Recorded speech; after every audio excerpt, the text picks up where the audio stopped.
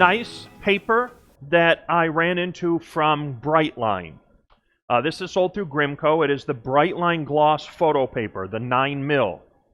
I have a certified logo here, but ignore that. It is not certified. This is not a certified paper. It does, however, work just fine. I ran it on a 560, and I set it so that it does not have too much heat and too much too much ink. So this is running at 10 pass, 150 square feet an hour. When you run it without the take-up reel, it will perform quite nicely. When you put it on the take-up reel, you will notice that that may scratch. It'll form a pocket from the take-up reel right in the center. I ran a 54-inch roll. So what I had to do was I had to put the extra tension on, lower the temperature, I reduced the ink a little bit, and then everything went through just fine. And it still gives a very beautiful print, nice solid color. This is good paper imaging. There's nothing whatsoever wrong with this. And I threw a very challenging high saturation black image at it to see if I could get it to run effectively even with a lower ink setting.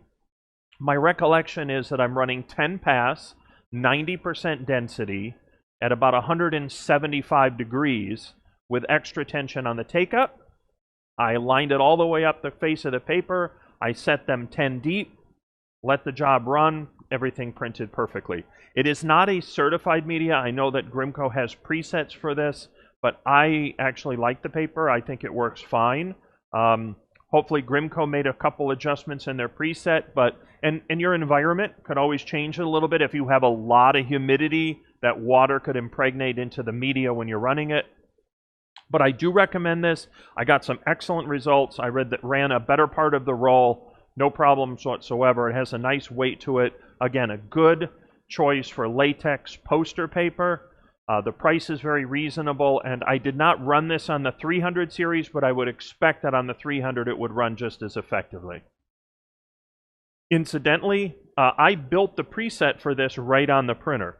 So I did all the steps on the 500 series, ran the temperature, chose the speed, figured out the density, did a color calibration, and then did an ICC profile right on the printer, and that's what was able to create this. I'm very pleased with the results.